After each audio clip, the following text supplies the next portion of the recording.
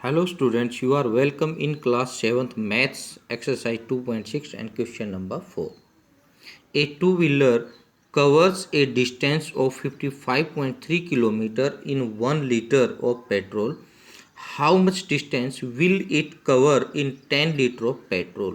ये कहता है कि एक दुपहिया वाहन 1 लीटर पेट्रोल में 55.3 किलोमीटर दूरी तय करता है, तो वह 10 लीटर पेट्रोल में कितनी दूरी तय करेगा।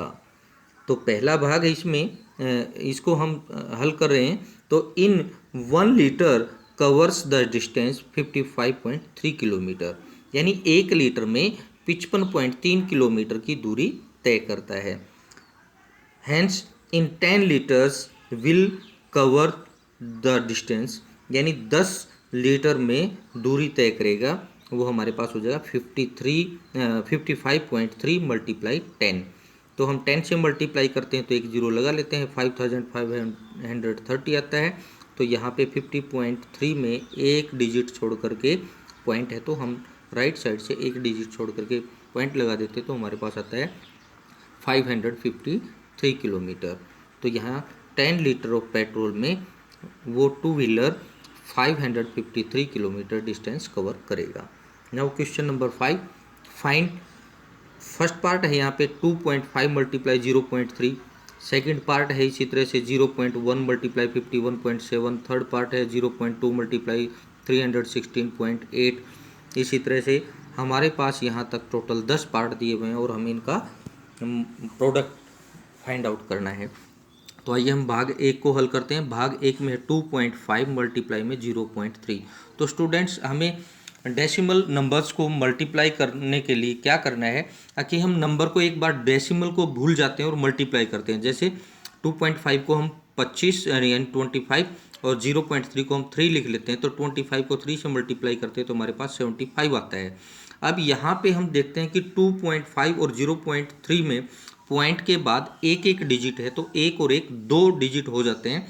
तो हम इसका जो प्रोडक्ट है उसमें राइट साइड से 2 डिजिट छोड़ करके हम पॉइंट लगा देते हैं, तो हमारा आंसर आता है 0.75। इसी तरह से हम इसका फोर्थ पार्ट हल करते हैं। फोर्थ पार्ट आप यहाँ देख रहे हैं कि 1.3 मल्टीप्लाई में 3.1 है। तो अब हम उसी तरह से क्या करते हैं, इसका पॉइंट एक बार हम भूल जाते हैं, तो 31 मल्टीप्लाई में 13, यानी जो सेकंड नंबर है 3.1 उसको 31 और जो फर्स्ट नंबर है 1.3 उसको 13 मल्टीप्लाई में लिख लेते हैं। इसको हम मल्टीप्लाई करते हैं तो हमारे पास आता है 403। अब 403 को हम यहाँ लिखने के बाद क्या करते हैं कि पॉइंट के बाद डिजिट काउंट करते हैं।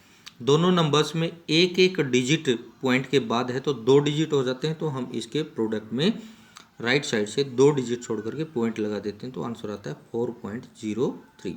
इसी तरह से फोर्थ पार्ट है हमारे पास 1.07 मल्टीप्लाई 0.02।